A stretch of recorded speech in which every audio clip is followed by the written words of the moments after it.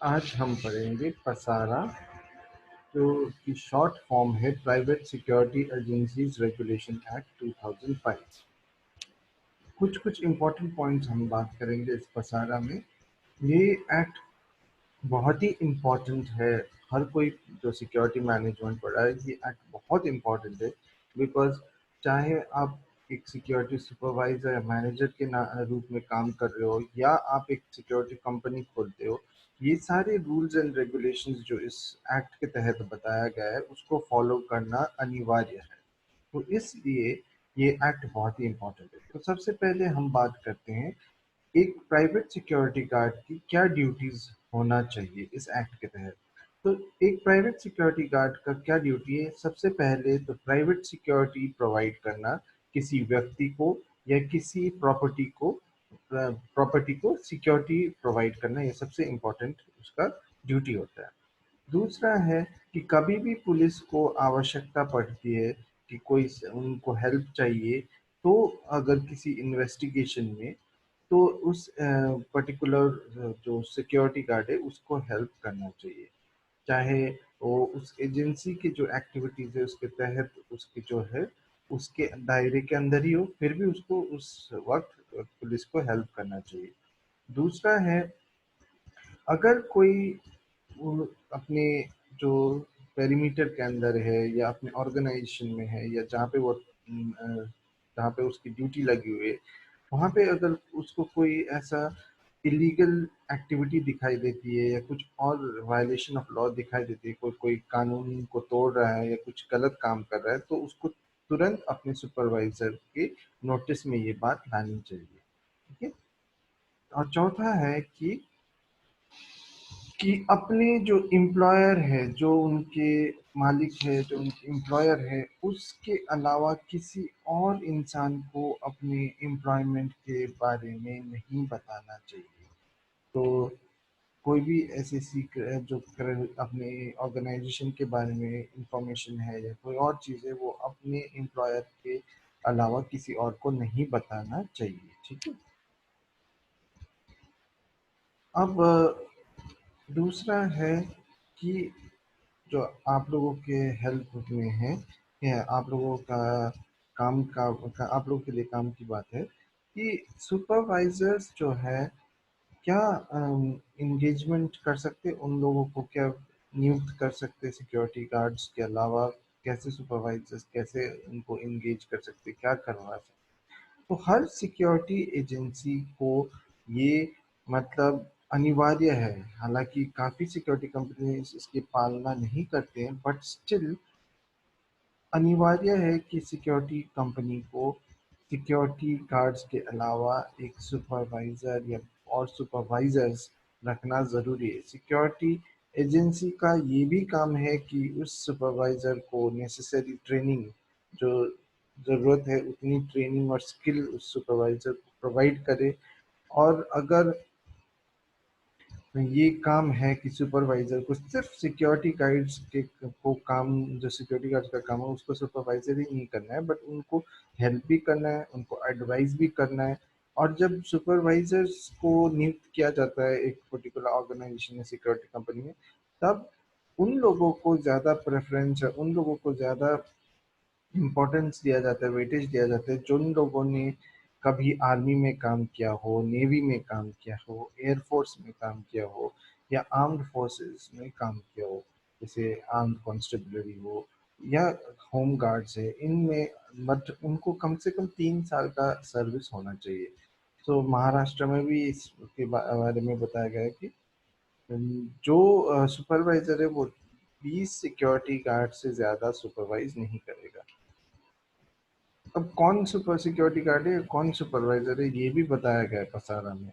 तो पसारा में ये बताया गया है कि जो पर्सन्स एलिजिबल है सिक्योरिटी गार्ड के लिए और सुपरवाइजर है, वो सेक्शन 10, इस एक्ट के सेक्शन 10 के तहत बताया गया है। तो इस पसारा में ये बोला गया है कि कोई भी सिक्योरिटी कंपनी ऐसे इंसान को नहीं रिक्रूट करेगा जो एलिजिबल नहीं है।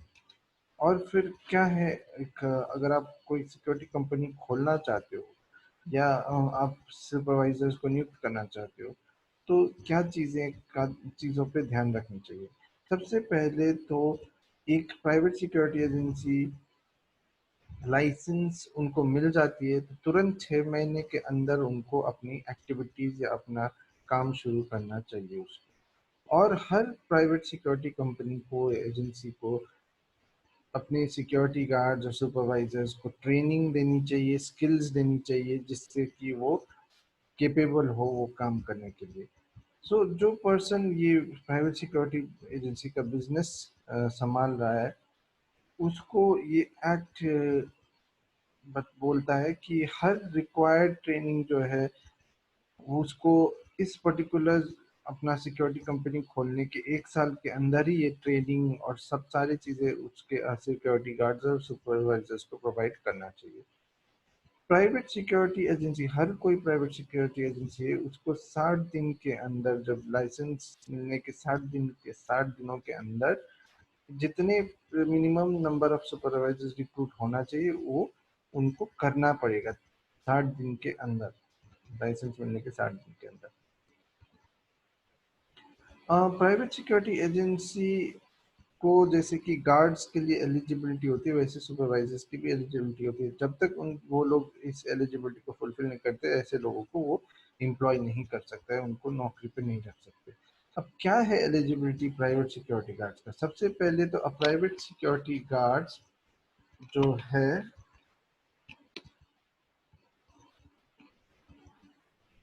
जो प्राइवेट सिक्योरिटी अब जो प्राइवेट सिक्योरिटी एजेंसी है वो प्राइवेट सिक्योरिटी गार्ड उन्हीं व्यक्ति को रख सकता है जो कि एक इंडिया के सिटीजन हो और 18 साल का एज उसने अटेन किया हो।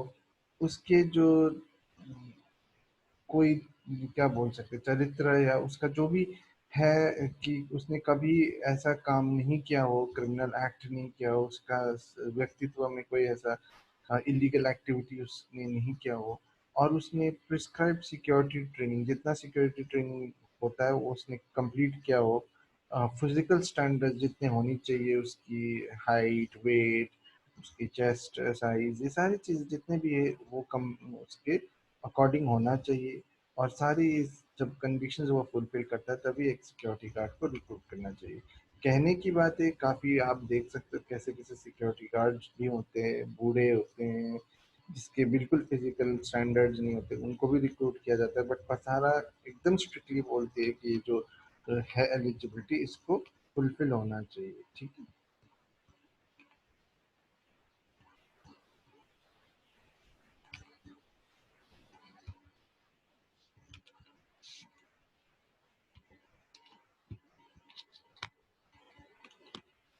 अब हम बात करेंगे नेक्स्ट।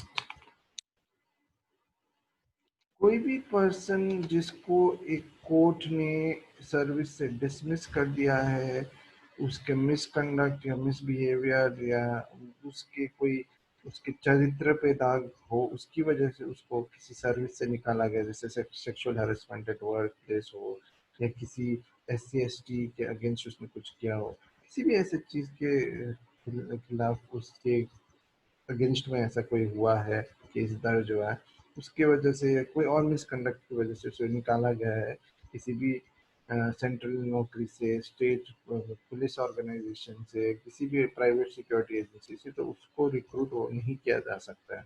और हर प्राइवेट सिक्योरिटी एजेंसी जब एक प्राइवेट सिक्योरिटी गार्ड को रिक्रूट करता है, नौकरी देता है, उसको ध्यान देना चाहिए कि ऐसे लोगों को ज़्यादा प्रेफरेंस या वेटेज मिलना चाहिए जो आर्मी बैकग्राउंड से, जो नेवी बैकग्राउंड से, जो एयरफोर्स बैकग्राउंड से, जो पुलिस बैकग्राउंड से, या जो होम गार्ड के बैकग्राउंड से, ऐसे लोगों को ज़्यादा देनी चाहिए। प्राइवेट सिक्योरिटी एजेंसी को एक रजिस्टर हमेशा मेंटेन करना चाहिए, जो कि जो लोग ये प्राइवेट सिक्योरिटी कंपनी को मैनेज कर रहे हैं, उनका नाम और पता होना चाहिए उसमें।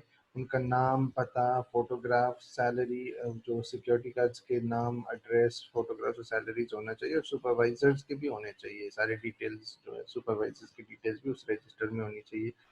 अम, और उसके बाद उस रजिस्टर में ये भी होना चाहिए कि जो लोग को ये सर्विस प्राइवेट सिक्योरिटी एजेंसी जिन जिन लोगों को सर्विस प्रोवाइड करे, किसी कंपनी को, किसी मॉल को, किसी दुकान को, किसी स्कूल को, किसी हॉस्पिटल को, तो उन लोगों का नाम और एड्रेस भी होना चाहिए।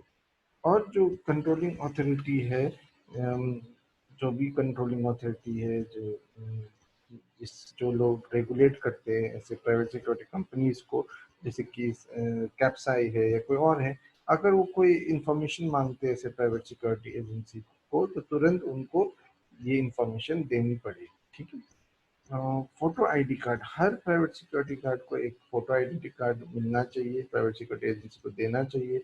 और ऐसे फोटो आइडेंटिटी कार्ड को सही तरीके से, ऐसा नहीं कि कोई भी फोटो चिपका दे किसी कागज में और दे दिए, प्रिस्क्राइब्ड फॉर्म में, कि उसका नाम, पता या कुछ और चीज़ें जितने भी प्रिस्क्राइब किया गया है वो सारी चीज़ें उसमें मेंशन होनी चाहिए। और कोई भी कंट्रोलिंग अथॉरिटी, कोई मैनेजर हो या कोई और हो, पुलिस वाला हो, अगर उसके आईडी को मांगता है तो उसको आईडी पेश करनी पड़ती है। ठीक है।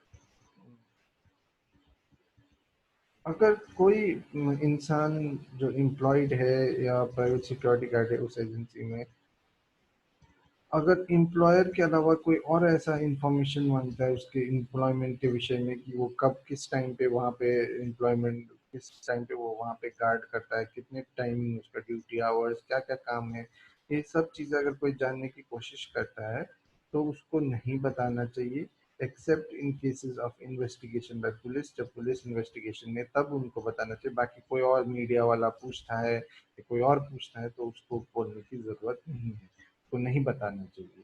और कभी भी पुलिस को अगर कोई नेसेसरी असिस्टेंस या कोई हेल्प चाहिए तो प्राइवेट सिक्योरिटी एजेंसी के कार्ड्स को देना चाहिए, देना पड़ेगा। और अगर कोई भी लॉ या कानून के खिलाफ कोई ऐसा काम कर रहा हो दिखाई देता है प्राइवेट सिक्योरिटी गार्ड को, तो उसको तुरंत अपने सुपीरियर्स को भी इंफॉर्म करना चाहिए। और सुपीरियर्स जो सुपरवाइजर्स है वो इंटर्न पुलिस को इंफॉर्मेशन दे देती है, उनको बता देते हैं। सिक्योरिटी ट्रेनिंग, जो कंट्रोलिंग अथॉरिटी है, वो हर डिटेल ट्रेनिंग के बारे में बताया जाता है कि कितना ट्रेनिंग होना चाहिए।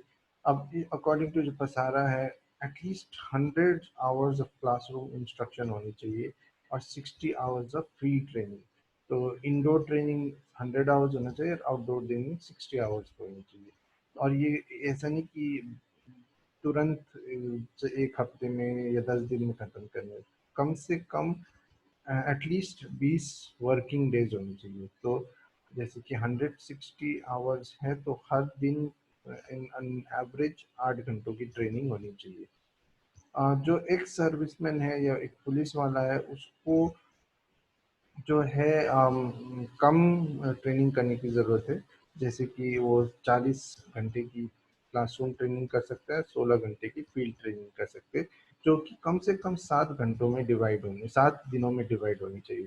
तो ऑन एन एवरेज 56 है तो उसमें भी अगेन 8 घंटे, ऑन एन एवरेज 8 घंटे पर दिन उसको ट्रेनिंग मिलनी चाहिए।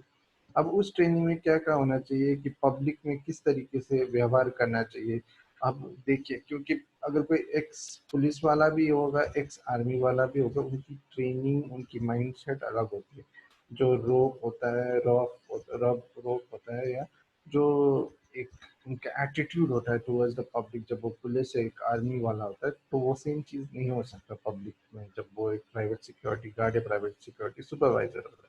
किस तरीके से यूनिफॉर्म पहनना चाहिए, क्या ट्रेनिंग, फिजिकल ट्रेनिंग होनी चाहिए, फिजिकल सिक्योरिटी क्या होती है, जो प्रॉपर्टी की रखवाली कैसे किया जा सकता है, बिल्डिंग की रखवाली कैसे किया जा सकता है, एक घर के रखवाली कैसे करना है, फायर फाइटिंग, अगर कोई आगजनी लग जाए या आग हो जाए तो उसको कैसे कंट्रोल किया जा सकता है, अगर बहुत ज़्यादा क्राउड हो गया उस पर्टिकुलर एरिया में, उस पर्टिकुलर पेरीमीटर में, तो उनको कैसे कंट्रोल करना है, ये सारी चीज़ों की ट्रेनिंग होनी चाहिए। ठीक है। कैसे लोगों की आईडी कार्ड्स को चेक करना है, जो गेट के अंदर या उस पर्टिकुलर प्रीमाइस के अंदर कोई आ रहा है तो उसकी चेकिंग कैसे करनी चाहिए, उनकी आईडी कैसे पढ़नी चाहिए, उनके पासपोर्ट है कोई और स्मार्ट कार्ड वगैरह है तो उनको कैसे रीड करना चाहिए। हो सकता है एक्सेस कार्ड होगा, आजकल इलेक्ट्रॉनिक कार्ड्स होते हैं, उनको कैसे रीड करना है, ये सब चीज़ों पे भी ट्रेनिंग होनी चाहिए। इंग्लिश अल्फ़ाबेट्स को समझने की कोशिश कर, इंग्लिश अल्फ़ाबेट है उनको पढ़ना आना चाहिए, समझने में आना चाहिए। अरबिक न्यूमरल्स है या रोमन न्यूमेरिकल्स है वो भी उनको समझ में आना चाहिए। आर्म्स लाइसेंस, ट्रैवल डॉक्यूमेंट्स क्या होता है, कैसे पढ़ा जाता है, क्या है ये सब चीज़ें, वो सारी चीज़ें उनको समझ में आनी चाहिए, तो इन सब की भी ट्रेनिंग होनी चाहिए। Improvised explosive device, explosive device की पहचान होनी चाहिए। उनको ये नहीं जानना कि बॉम्ब कैसे बनाते हैं या बॉम्ब के पार्ट्स क्या है, बट कुछ चीज़ें जो एक्सप्लोसिव डिवाइसेस है, डायनामाइट है, आरडीएक्स है, तो इन चीज़ों को देख के उनको समझ में आना चाहिए कि ये क्या चीज़ है। ये आइडेंटिफिकेशन करने की क्षमता के लिए ट्रेनिंग होनी चाहिए। फर्स्ट एड, कोई तुरंत कोई किसी का एक्सीडेंट हो जाता है, कोई भी आदमी कोलैप्स हो जाता है, फेंट हो जाता है, तो उसको क्या मेडिकल एड देनी चाहिए, फर्स्ट एड देनी चाहिए, उसकी भी ट्रेनिंग होनी चाहिए। Crisis response and disaster management, आग लग गई, फ्लड हो गया, अर्थक्वेक हो गया या कोई और चीज़ हो गई वहाँ पे, तो उसमें कुछ भी हादसा होता है तो उसको कैसे मैनेज किया जाता है उसकी भी ट्रेनिंग होनी चाहिए। डिफेंसिव ड्राइविंग, जो डिफेंसिव ड्राइविंग है और जो स्पेशली जो सिक्योरिटी मैनेजमेंट में आर्मर्ड व्हीकल है कोई और जगह है तो उसको ड्राइविंग पता होनी चाहिए, और वो भी इस तरीके से कि अपने जो गाड़ी है उसको भी प्रोटेक्ट करते हुए उसको ड्राइव करना चाहिए। किसी को वहां से निकाल के ले जाना है या किसी के पीछे जाना है, तो ये सब चीज़ें किस तरीके से ड्राइव करना है उसकी भी ट्रेनिंग होनी चाहिए। Handling and operation of non prohibited weapons, और नॉन प्रोहिबिटेड वेपन्स जैसे कि डंडा है या कोई और चीज़ है, वेटन है, ये सब चीज़ों को कैसे हैंडल करना चाहिए, कैसे यूज़ करना चाहिए, उसकी ट्रेनिंग होनी चाहिए। फायर आर्म्स ऑप्शनल है क्योंकि generally they are not allowed to use firearms. थोड़ा बहुत इंडियन पीनल कोड लॉ के बारे में नॉलेज होना चाहिए, प्राइवेट डिफेंस के बारे में नॉलेज होना चाहिए, प्रोसीजर ऑफ लॉन्चिंग एफआईआर के बारे में उनको पता होना चाहिए, आर्म्स एक्ट पता होना चाहिए, एक्सप्लोजिव्स एक्ट पता होना चाहिए, और पुलिस में क्या रैंक होती है, मिलिट्री में क्या रैंक होती है, ये भी उनको जानकारी होना चाहिए। ठीक है। अम, फिर उसके बाद डिफरेंट टाइप्स ऑफ आर्म्स जो है पुलिस या जो जैसे अलग अलग होता है, AK-47 राइफल्स, बोर जो होता है उनका, स्पाइरल बोर वाले गन्स होते हैं, मशीन गन्स होता है, तो उनके एटलीस्ट उनको जानकारी होनी चाहिए कि ये किस तरीके का गन्स है। सिक्योरिटी इक्विपमेंट या डिवाइसेस की अलार्म्स हो गया या कोई स्कैनर हो गया, उनकी सब की जानकारी होनी चाहिए कि ये किस तरीके, तो उसकी भी ट्रेनिंग होनी चाहिए। जो सुपरवाइजर्स उनको स्पेशली लीडरशिप और मैनेजमेंट के ऊपर ट्रेनिंग होनी चाहिए कि क्या particularly different types of models of leadership होती है, क्या different types of management skills होती है, ये सब नॉलेज एक सुपरवाइजर को होना चाहिए। सारी ये ट्रेनिंग जब एक सिक्योरिटी गार्ड कंप्लीट करता है, उस ट्रेनिंग के बाद उसको एक सर्टिफिकेट मिलनी चाहिए, जो ट्रेनिंग इंस्टीट्यूट या ऑर्गेनाइजेशन है उसको एक सर्टिफिकेट देना चाहिए, और उसके बेसिस पे जो है ये सिक्योरिटी गार्ड अपना काम शुरू कर सकता है। तो जो कॉम्पिटेंट अथॉरिटी है जो ट्रेनिंग को है उसको इंस्पेक्ट करना चाहिए, टाइम टू टाइम उनको इंस्पेक्ट करना चाहिए, और कम से कम एक साल में 2 बार होनी चाहिए। और जो एजेंसीज है जितने भी ट्रेनिंग है जिन्होंने अपनी ये ट्रेनिंग सक्सेसफुली कंप्लीट किया है उसको आगे कंट्रोलिंग अथॉरिटी को ये लिस्ट भेजना चाहिए। ठीक है। अब सिक्योरिटी गार्ड्स का क्या फिजिकल फिटनेस होनी चाहिए, एक जो पर्सन प्राइवेट सिक्योरिटी में काम करने के लिए एलिजिबल होता है उनकी क्या होनी चाहिए, मिनिमम हाइट उनकी 160 सेंटीमीटर होनी चाहिए, फीमेल्स के लिए 150 सेंटीमीटर्स, वेट कम से कम जो है वो हाइट के जो आपके BMI इंडेक्स होता है वो रेशियो के हिसाब से ठीक होना चाहिए, जितना हाइट है उसी के हिसाब से उसका वेट भी होना चाहिए, ज़्यादा नहीं होना चाहिए, कम नहीं होना चाहिए। उसका चेस्ट कम से कम 80 सेंटीमीटर पे होना चाहिए। ओके। आई साइट 6/6 होनी चाहिए और near vision 0.6 to 0.6 without correction. उसको कोई कलर ब्लाइंडनेस नहीं होनी चाहिए, और हर कलर को आइडेंटिफाई और डिस्टिंग्विश करने की कैपेबिलिटी या क्षमता होनी चाहिए। इंग्लिश अल्फ़ाबेट्स को पढ़ने की जो है उसकी नज़र से उसके जो आई साइट है वो सारा इंग्लिश अल्फ़ाबेट दूर के भी जितना होना चाहिए नॉर्मल उतना पढ़ने की कैपेबिलिटी होनी चाहिए। फ्री फ्रॉम नॉकिंग, ये एक प्रोसीजर होता है जो डॉक्टर्स यूज करते हैं, छोटा सा लकड़ी का हथौड़ा जैसा था जो कि ये घुटनों की जॉइंट्स पे मारते तो नी जर्क होता है, तो नॉट नी फ्लैट फुट, ये भी एक थोड़ा सा एक डेफिशिएंसी होती है फ्लैट फुट। और जो इंसान है जो सिक्योरिटी गार्ड है वो कम से कम 6 मिनट में 1 किलोमीटर उसको दौड़ने की कैपेबिलिटी होनी चाहिए।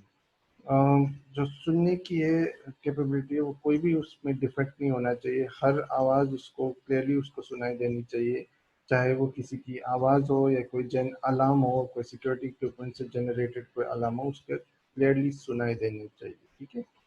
अम,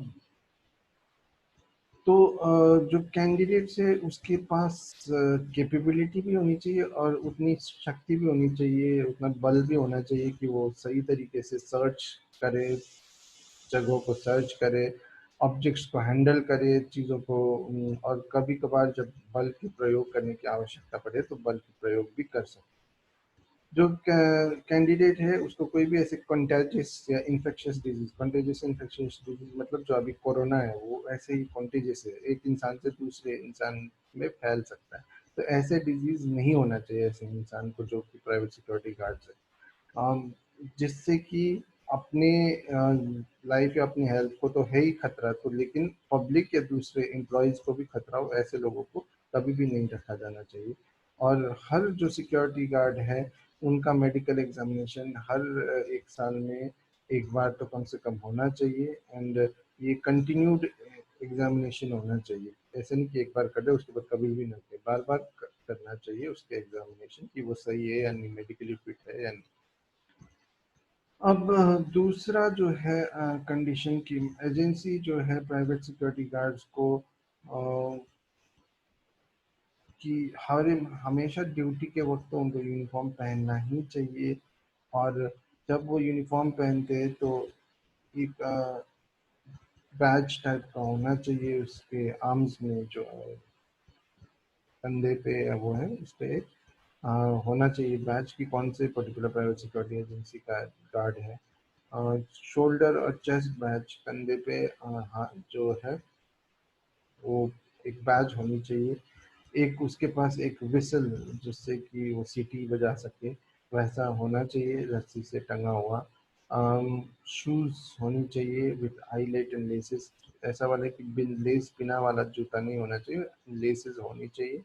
और हेड गियर भी होना चाहिए जिसपे एजेंसी का नाम या सिंबल होना चाहिए, मतलब कोई कैप होना चाहिए या कोई हैट होना चाहिए जिससे कि पता चले कि कौन से प्राइवेट सिक्योरिटी एजेंसी का एम्प्लॉय है। प्राइवेट सिक्योरिटी गार्ड्स के जो कपड़े होते हैं ऐसे नहीं होना चाहिए कि बहुत लूज या दौड़ने में प्रॉब्लम हो जाए उनको, या कोई ऐसे फिजिकली कुछ काम करने में उनको प्रॉब्लम है, एकदम फिट होना चाहिए कपड़े, और एकदम जिससे कि उनको कोई ज़्यादा टाइट भी नहीं होनी चाहिए, ज़्यादा लूज भी नहीं होनी चाहिए, ताकि वो भाग दौड़ करते वक्त उनको प्रॉब्लम ना हो। हर प्राइवेट सिक्योरिटी गार्ड के पास एक नोटबुक होना चाहिए और पेन होनी चाहिए।